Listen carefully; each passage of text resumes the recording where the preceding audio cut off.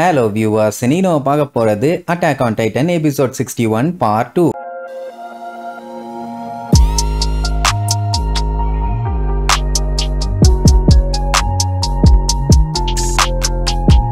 Open பண்ணா ஒரு வழியா அவங்க டிராவல் பண்ணிட்டு வந்த ட்ரெயின் லிபரியோக்கு வந்து சேர்ந்துருச்சு. வந்த உடனே கேபி எல்லாம் அப்படியே துள்ளி குதிப்பா. நம்ம வந்துட்டோம், நம்மளோட ஹோம் டவுன் லிபரியோக்கு உயிரோட வந்துட்டோம், எவ்வளவு நாள் ஆச்சுன்னு அந்த கத்துவா. அந்த கோல்ட்டு பைய கேட்டுட்டு ஏமா கொஞ்சம் மெதுவா கத்துமா, நீ கத்துல என் காது கைலாசாக போயிரும் போல அப்படின்ட்டு புலம்பிட்டே போவான். கலியாடு அவனை பிடிச்சு திட்டிட்டு இருப்பான். ஏன்னா நிறைய சரக்கு அடிச்சு போதையில நடக்க முடியாம நடந்துகிட்டு இருக்கான். அவன் தம்பி ஃபால்கோ ரொம்பவும் கவலைப்படுவான். யாரு முதல்ல இவனுக்கு இவ்வளவு சரக்கு ஊத்தி கொடுத்தது, அதனால இவ்வளவு பஞ்சாயத்தும்பா, என்ன பண்றது, அவனே தான் வேணும்னு வாங்கி இவ்வளவு குடிச்சானாமா. அதுக்கப்புறம் அங்க இருக்க எல்லாருமே கேபிய புகழ்ந்து தள்ளுவாங்க. ஏன்னா யுத்த காலத்துல கடைசியா இவ பார்த்த வேலையால தான் இன்னைக்கு இந்த யுத்தமே முடிஞ்சிருக்குது. இல்லைன்னா இன்னும் 200 எல்லியன் செத்து இருப்பாங்க. இந்நேரத்துக்கு யாருமே இங்க வந்து சேர்ந்திருக்க மாட்டாங்க. நீ சூப்பர் அப்படி இப்படின்னு அவளை பாராட்டி தள்ள உடனே அவளுக்கு சந்தோஷம். அப்ப அந்த டைம் ரெய்னர் பாத்தீங்கன்னா அப்படியே தனியா சோகமா நின்றுட்டு இருப்பானா. அவனை பார்த்த ஃபால்கோ எல்டியன்ஸ் எல்லாம் போருக்கு போகாம நிம்மதியா அவங்க லைஃப வாழணும்னு அவரும் நம்மள மாதிரி தான் யோசிச்சுட்டு இருக்காரா, அவரை நான் நம்பலாமாங்கிற மாதிரி யோசிச்சுட்டு இருப்பான். அப்புறம் என்ன, அப்படியே நேரா எல்டியன்ஸோட ஏரியாக்குள்ள போவாங்க. அங்க பாத்தீங்கன்னா போருக்கு போன சோல்ஜர்ஸோட ஃபேமிலி மெம்பர்ஸ் எல்லாம் அவங்களுக்காண்டி காத்துக்கிட்டு இருப்பாங்க. கலியாடு ஃபால்கோ கிட்ட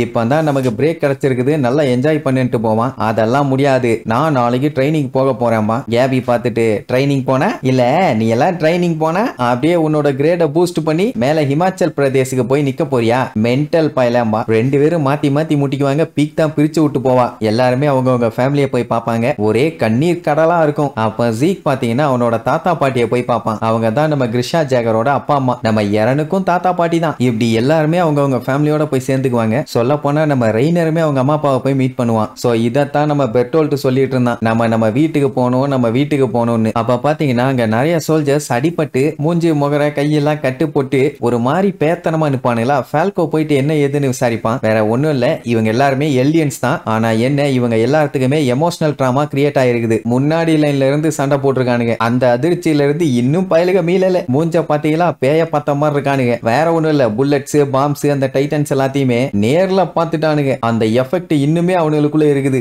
அப்ப ஒரு கிறுக்கு பைய வேற ஐயோ பாம்புன்னு தான் கத்துவான். உடனே எல்லாம் திருச்சடிச்சு விழுவானுங்க. பாவம் அவனுங்களே ரொம்ப பயந்து நடுங்கிட்டு இருக்கானுங்க. ஆனா அதை பத்தி கவலைப்படாம அவனுகிட்ட விளையாண்டுட்டு இருக்கானுங்க இந்த லூசு பயலுக. ஃபால்கோ தான் போயிட்டு கவலைப்படாதீங்க, உங்களுக்கு ஒண்ணும் ஆகல, நீங்க எல்லாரும் அந்த இடத்தை விட்டு வந்துட்டீங்க, போர்ல உங்களால முடிஞ்ச அளவுக்கு பெஸ்ட்டை நீங்க கொடுத்துட்டீங்க, இனிமேட்டு நீங்க சண்டை போடணும்னு அவசியம் இல்ல அப்படி இப்படின்னு பேசி முடிஞ்ச அளவுக்கு அவங்களுக்கு ஹெல்ப் பண்ணுவான். அதுலயும் ஒருத்தர் அவரோட கையில பேண்ட வந்து தப்பா போட்டிருப்பாரு, அதெல்லாம் மாட்டி விடுவான். பையன் எவ்வளவு நல்ல பயலா இருக்கான் பாத்தீங்களா. அப்படியே கட் பண்ண கேபியோட வீட்டுல கேபி பாத்தீங்கன்னா கதையா எல்லாத்தையும் சொல்லிட்டு இருக்கா. அவங்க அம்மா அப்பா எல்லாத்துக்குமே அவ்வளவு சந்தோஷம். மெயினா கடைசியா ஒன்ன பண்ணி அந்த ட்ரெயின் பங்கர்னு எல்லாத்தையுமே காலி பண்ணால அதை சொல்லி பயங்கரமா என்ஜாய் பண்ணுவான். இவன் என்ன நேருக்கு நேரா நின்னு சண்டை போட்டா ஜெயிச்சா, பண்ணதே காவாலித்தனம். இதுல என்ன இந்த எருமைக்கு பெருமைன்னு தெரியல. இதுல அவங்க அம்மா அப்பாலாம் ஐயோ கேபி நீ ரொம்பவும் பிரேவான பொண்ணா வளர்ந்துருக்க, சொல்ல போன எல்டியா மக்களையே நீ தான் காப்பாத்தி இருக்க, உன்னை நினைக்கும் போது எங்களுக்கு பொறுமையா இருக்கு, பெருமையா இருக்கு. ஆமா ரெய்னரு, கேபியால ஒரு நல்ல வாரியர் ஆக முடியுமான்னு கேப்பா. அதுல எந்த டவுட்டும் இல்ல.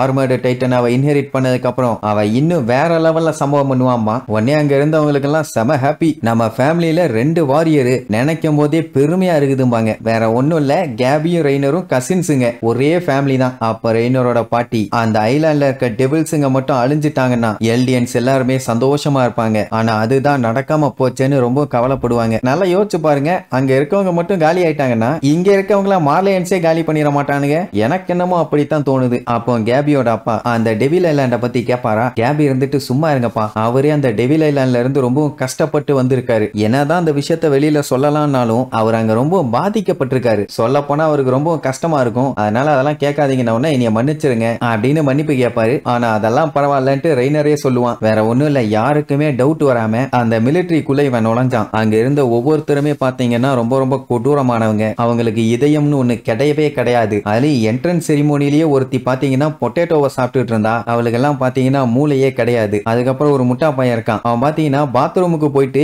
ஏன் வந்தோம் எதுக்கு வந்தோம்னு கூட தெரியாம முழிச்சுட்டு இருப்பான். இன்னொருத்தன் இருக்கான், அவன் பாத்தீங்கன்னா அவனை பத்தி மட்டும் தான் யோசிப்பான். வேற எவன் எக்கேடு கெட்டு போனாலும் அவனுக்கு அதை பத்தி கவலையே இல்ல. இல்ல. இன்னொருத்தன் அவன் என்ன யோசிக்கிறானே சொல்ல முடியாது. 1 நம்பர் பைத்தியக்காரன் அப்படின்ட்டு அவன் பேட்ஜ்ல இருந்த அவன் ஆளுகளை எந்த அளவுக்கு சூப்பரா செமையா கேவலப்படுத்தி பேச முடியுமோ அந்த அளவுக்கு கேவலப்படுத்தி பேசுவான். இந்த பீப்புள்ஸ் கூட தான் நாங்க இருந்தோம். சொல்ல போனா அவங்க கூட இருந்த ஒவ்வொரு நாளுமே எங்களுக்கு நரகம் தான். எப்படி இந்த விஷயத்தெல்லாம் கேட்டுட்டு அங்க இருந்தவங்க எல்லாம் அப்படியே பேயடிச்ச மாதிரி இருப்பாங்க. ஐயோ நான் ரொம்ப உளறிட்டேன் போல, நீ மன்னிச்சிருங்கம்மா. அப்ப கேபி கேட்டுட்டு எல்லா விதமான ஆளுகளும் இருக்காங்கன்னா அவங்க எல்லாருமே கெட்டவங்க தானே, அதுல எந்த மாற்றமும் இல்லையேன்னு கேட்பான். அவங்க பாட்டி ரைட்டு தான் கேபி, அந்த ஒரு ஐலாண்ட்ல இருக்க ஈவில்ஸால மொத்த உலகமுமே நரகமா மாறிடுச்சு. அவங்க எப்போ எந்த டைம்ல டைட்டன்ஸ் எல்லாம் வச்சு அட்டாக் பண்ணி இந்த உலகத்தையே நாசம் பண்ணுவாங்கன்னு யாருக்கும் தெரியாது. சோ அந்த மாதிரி அவங்க பண்ணாங்கன்னா நம்மள மாதிரி நல்ல எல்டியன்ஸ் இதை எப்படியாச்சும் தடுத்தாகணும். யாரெல்லாம் நம்மளை விட்டுட்டு அந்த ஐலாண்டுக்கு போனாங்களோ அவங்க எல்லாத்தையுமே பனிஷ் பண்ணணும். அவங்க எல்லாருமே நம்மளை விட்டுட்டு போனவங்க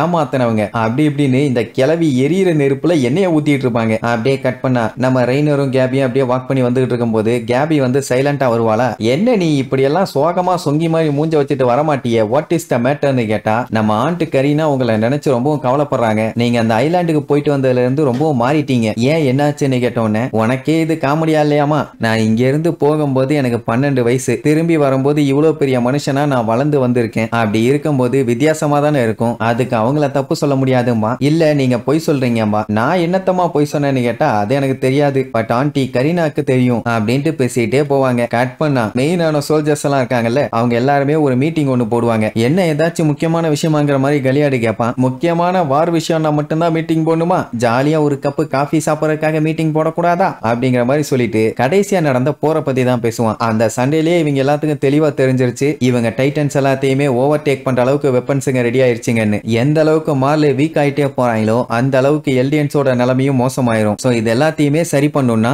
மார்லேக்கு கண்டிப்பா ஃபவுண்டிங் டைட்டன் தேவை. அது மட்டும் இல்ல பாரடைஸ்ல இருக்க ரிசோர்ஸும் தேவை. உலகம் மொத்தத்துக்குமே இந்த ஐலாண்ட்ல இருக்கவங்களால ஆபத்துன்னு தெரிய வைக்கணும். இந்த வேலையை இந்த டைபர் ஃபேமிலி பண்ணுவாங்கன்னு ஒரு போட்டோ தூக்கிட்டு வீசுவான். இதுல இன்னொரு காமெடி என்னன்னா அந்த ஃபேமிலி கிட்ட தான் வார் ஹேமர் டைட்டன் இருக்குது. இது வரைக்கும் அவங்க அந்த ஹேமர் டைட்டனை எனிமீஸ் அட்டாக் பண்ண அவங்க இறக்குனதே இல்ல. கிங் ஃப்ரிட்ஸ் இருந்தப்போ ஒரு கிரேட் வார் நடந்துச்சு. அந்த டைமுங்கும் போது கிங் ஃப்ரிட்ஸை அடிச்சு விரட்டினது இந்த டைட்டன் தான். இந்த டைட்டனை பத்தி உலகத்துக்கே தெரியும். சொல்ல போனா இவங்க சொன்னாங்கன்னா இந்த உலகமே அதை நம்புவாங்க. அதுதான் இப்ப நம்ம ஜீக்குக்குமே தேவை. பட் என்ன பிரச்சனைனா டைபர்ஸ் ஒன்னும் நார்மலான ஆளுங்க இல்ல. அவங்க ஒரு பெரிய மேன்ஷன்ல வாழ்ந்துகிட்டு இருக்காங்க. அவங்க எதுக்கு தேவையில்லாம அங்க இருந்து வந்து மத்தவங்க கிட்ட ஹீரோ சாய் நீ நடிக்கணும், ஏதாச்சும் காரணம் இருக்கான்னு கேட்டா கண்டிப்பா அவங்க பண்ணுவாங்க. ஏன்னா டைபர்ஸ்க்கும் மார்லே மக்கள் மேல அக்கறை இருக்குது. இத கேட்ட உடனே ரெய்னர் இருந்துட்டு அவங்க மட்டும் மார்லே மதர்லாண்டுக்காக ஹெல்ப் பண்ணாங்கன்னா நம்ம வாரியர் யூனிட் டைபர்ஸ்க்கு கோஆபரேட் பண்ணும், நம்ம அவங்களுக்கு ஃபுல் சப்போர்ட் பண்ணலாமா. சோ இப்படி பண்ணி மார்லே மக்களுக்கு ஒரு பெரிய சப்போர்ட் பண்ணலானே பிளான் பண்ணிட்டானுங்க. இப்ப என்னன்னா லிபரியோல ஃபெஸ்டிவல் சீக்கிரமாவே ஸ்டார்ட் ஆயிரும். அந்த டைமுங்கும் போது மத்த நாடுகள்ல இருக்க விஐபிஸ் எல்லாருமே கண்டிப்பா இங்க வருவாங்க. சோ நம்ம ஒரே வருஷத்துக்குள்ள எப்படியாச்சும் அந்த பாரடைஸ் ஐலாண்ட நம்ம கண்ட்ரோலுக்கு கொண்டு வந்தே ஆகணும். இதுலதான் மார்லே அண்ட் எல்டியன்ஸோட தலைவிதியே அடங்கி இருக்குது. இதுல நம்ம தோக்கவே கூடாது. ஃபியூச்சர் மார்லே மதர்லாண்டுக்காக நம்ம எல்லாம் ஒன்னா சேர்ந்து போராடணும்பா. இப்படி இவங்க பேசுறது எல்லாத்தையுமே அங்க பக்கத்துல இருக்க கிராமபோன் வழியா வேற ஒருத்தங்களுக்கு கேட்டுட்டு இருக்கும். அது எல்லாத்தையுமே அவனுங்க அப்படியே எழுதிட்டு இருப்பானுங்க. அவனுங்க வேற யாரும் இல்ல மார்லே மண்டனுங்க தான், வேற ஒன்னும் இல்ல. என்னதான் எல்டியன்ஸ் இவங்களுக்கு சப்போர்ட் பண்ணாலும் அவனுங்க தனியா இருக்கும் போது கூட்டு சதி பண்ணி இவங்களை காலி பண்ணிடக்கூடாதுன்னு இந்த மாதிரி ஒட்டு கேட்டுட்டு இருக்கானுங்க. சொல்ல போனா அவங்க மேல இவனுங்களுக்கு சுத்தமா நம்பிக்கையே இல்ல. ட்ரெயினர் இதெல்லாம் கேட்டுட்டு அப்படியே வெளியில போவான். அங்க பாத்தீங்கன்னா கேபியும் ஃபால்கோவும் பயங்கரமா சண்டை போட்டு ட்ரைனிங் எடுப்பாங்க. கேபி பாத்தீங்கன்னா ஃபால்கோவை அசால்ட் அடிச்சு தெரிய விட்டுருவா. ட்ரெயினர் நான் மறுபடியும் அந்த ஐலாண்டுக்கு போக போறேனா ஒரு கை பாத்திரலான்னு சொல்லிட்டு வெறியோட போவான். இனி இதுக்கப்புறம் அத்தனை டைட்டன்ஸும் வெறியோட நம்ம ஆளையில அட்டாக் பண்ண போறாங்க. அந்த சண்டையில எரன் மிகாசா ஆர்மினோட டீம் வச்சு செய்ய போறாங்களா இல்ல அவங்கள இவங்க வச்சு செய்ய போறாங்களான்னு அடுத்தடுத்த எபிசோட்ல பார்க்கலாம். டாடா.